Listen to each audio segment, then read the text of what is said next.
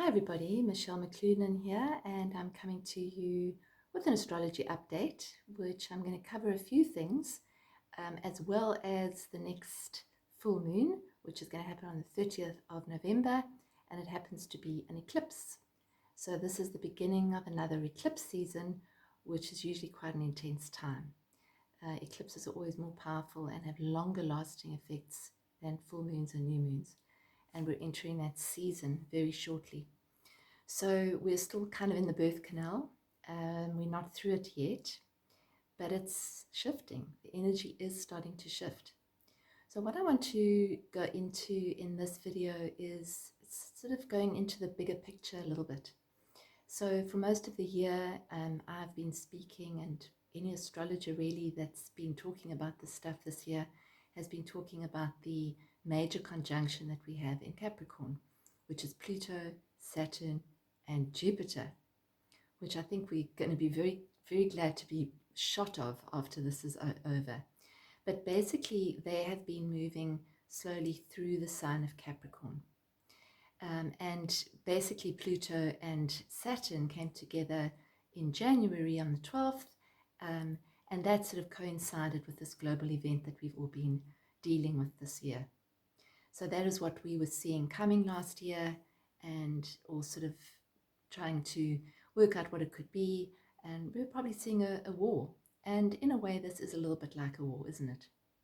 So when we go to an even bigger picture than that, and we look at the cycle of Pluto, Pluto has a 248-year cycle. So it takes that time to go around the entire zodiac. Pluto is really about whenever it's active in a chart, whether it's active in a personal chart or the chart of a country or wherever it is, its symbolism and its energy is about deconstructing whatever doesn't work. Okay, so I've spoken about it before. It's almost aligned with this, with sort of the energy of plumbing. Goes underneath the surface, looks to see what's not working, brings up the information to the top of the surface so that it can be seen and cleared. Pluto's been going through Capricorn, and then this year, obviously, he was activated by this conjunction with Saturn and Jupiter. Now, if we look at Pluto and his journey through Capricorn, Capricorn rules big institutions. Capricorn rules those institutions, those organizations that have power, top-down structures, like governments, the medical fraternity, anything that has power over the people. That's what Pluto and Capricorn rules. So if there's any dysfunction there, during the transit of Pluto through Capricorn, that stuff is going to come up to the surface, and that structure or those structures are starting to actually deconstruct. It's basically, this is about deconstructing the old order to make room for the new, but it's a very long process. And while it's happening, it feels like a demolition site rather than a building site, because it feels that things are just crumbling around us. That which we knew, which we thought to be true, those dearly beloved beliefs that we held, those things have been under question hugely this year. If we've trusted the press before, we're seeing that maybe we can't trust the press. If we trust that our government is out to look after us, we've actually seen that maybe that's not true. So this process, this Pluto process, is a long-lasting process. Pluto will only leave Capricorn in 2023. So that still actually continues. However, Saturn and Jupiter are both leaving Capricorn in a very short time. They actually leave Capricorn and enter into the sign of Aquarius. It's a completely and utterly different energy. And, you know, these Saturn-Jupiter conjunctions, these very big conjunctions, have been spoken about for decades, for millennia, actually, as life kind of turning events. So I'm not going to go into that conjunction too much today, because I'm actually going to do that in my next video, which will be in a couple of weeks' time, which will be closer to it.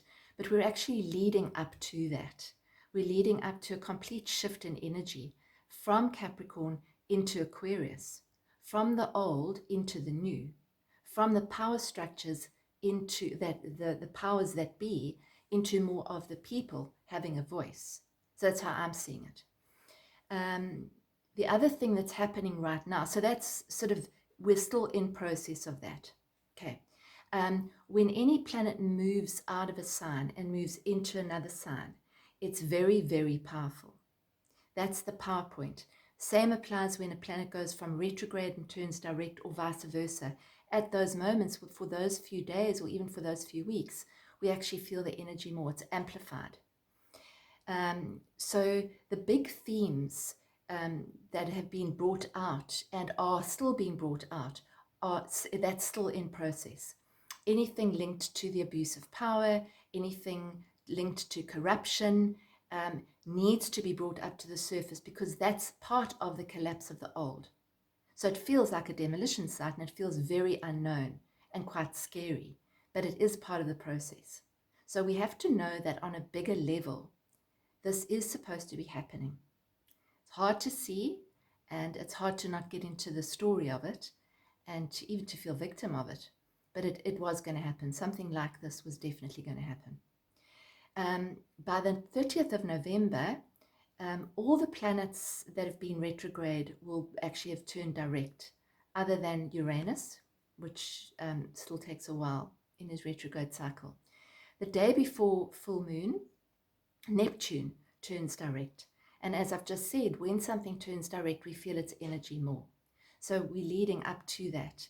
Neptune really is about, when on its lowest vibration, it's about confusion. It's about lies. It's about fog. It's about chaos, lack of clarity. What's going on? You have a moment of clarity, and then something comes at you, and there's confusion again.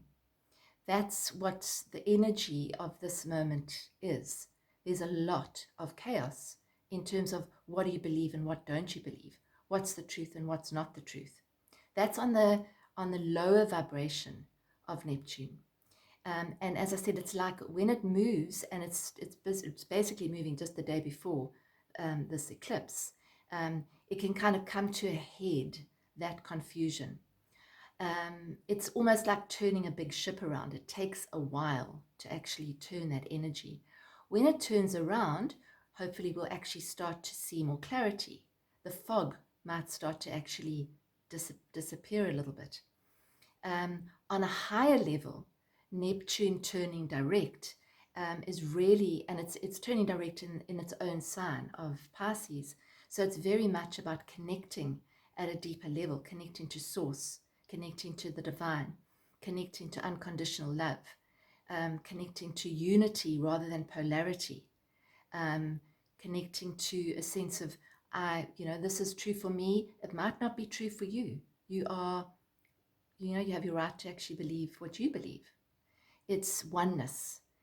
It's higher truth, which is really the theme for this video and the theme for the next few weeks, because we also have Sun and Mercury in Sagittarius, which is the sign of higher truth. So there's a big theme here going with higher truth. What's true, what's not true. We can always choose in any moment what we choose to feed. So I think it's our responsibility right now to be very cognizant of what we're listening to, what we're believing, who to believe. Do we believe something just because it's written down, or just because it appears on TV, or just because it appears in the papers? And if we do, then possibly we need to look at that, because just because it's in the papers doesn't mean it's true, or on TV, or in the mainstream media.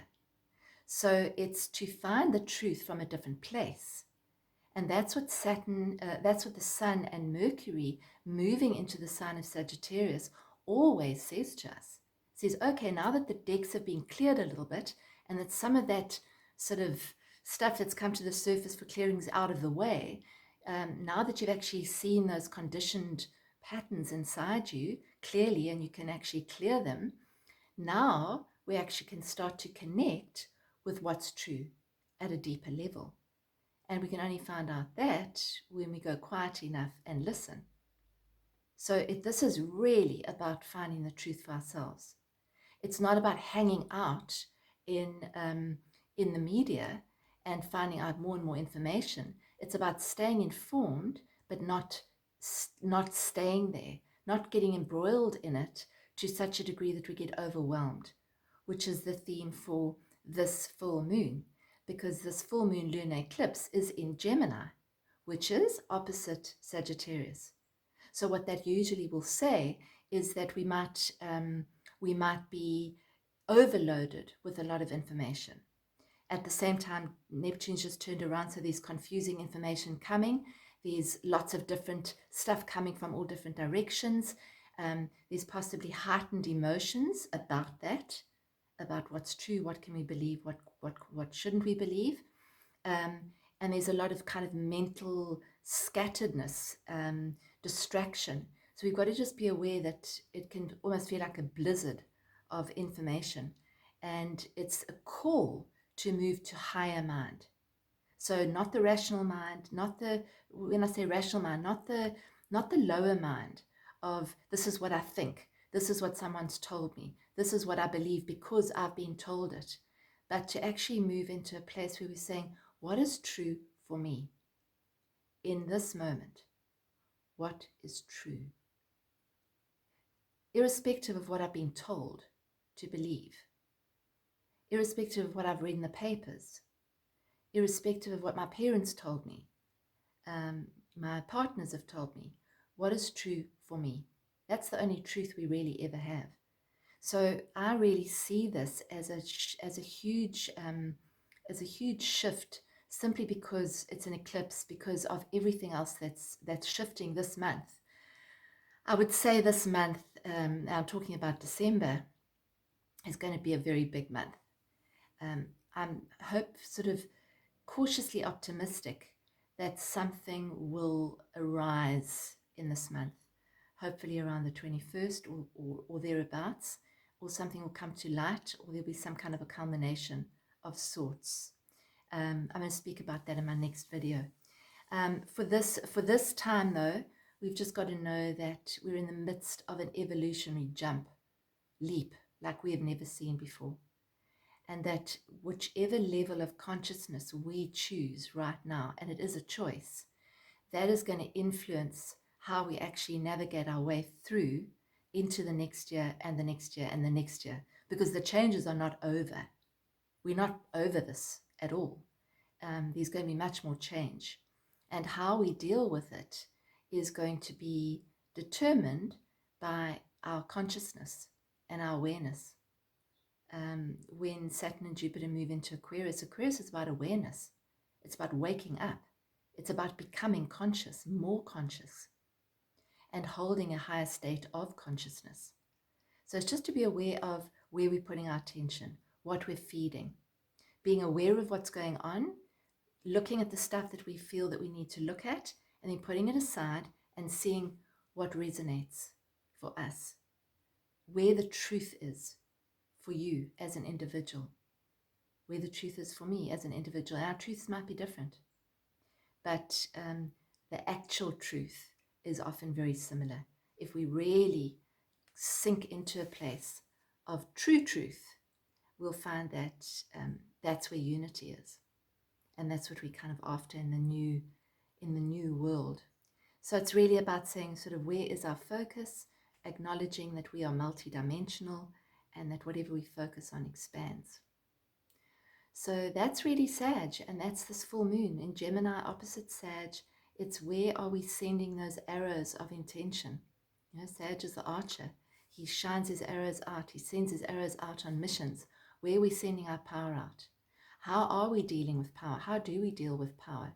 In the good sense, where do we find our power? So the power lies within us, not outside of us. It doesn't come via some savior charging in on a white horse, unfortunately. It actually comes from inside each and every one of us. And I think that we're all part of the solution of moving into the new. So welcome to this huge shift in consciousness. It's happening. No going back now. The ship's turning. So it's just to be as conscious as we can in every moment, I think. So thank you for listening, and thank you for listening this year. You know, we've got one more to go until the end of the year. John and I are running another Journey to Freedom, which we launched this week. So there is time for you to join that. It'll take us through, it's a 13-week course. It'll take us through to the beginning of next year, which is a crucial time, this next few months. And it's called Journey to Freedom, which is where we're headed, actually. Freedom inside. And we've also launched a platform called Innerspace, which is a monthly thing. You only have to sign up for 1 month. You can sign up for a month or a year, whatever you want. And it's really a place, a supportive place for you to check in, recalibrate, realign your frequency, remind yourself of what is actually true, and connect with a like-minded community. We start our next month's one next Tuesday. This one is going to be about truth. So we're going to be drilling down into the concept of truth in December. What is true? How do you find the truth? How do you connect with the truth? How do you align with what is really true and what is really meaningful? Thanks for listening, everybody, and have a beautiful week and a beautiful weekend and an amazing lunar eclipse. Just remember, lunar eclipses, full moons, always time to let go of what you don't need. So this one, let go of the information you don't need. Let go of the knowledge that you don't need, that might be cluttering up your space. Let go of belief systems that don't serve you. That's the big culmination in the let go of this coming eclipse.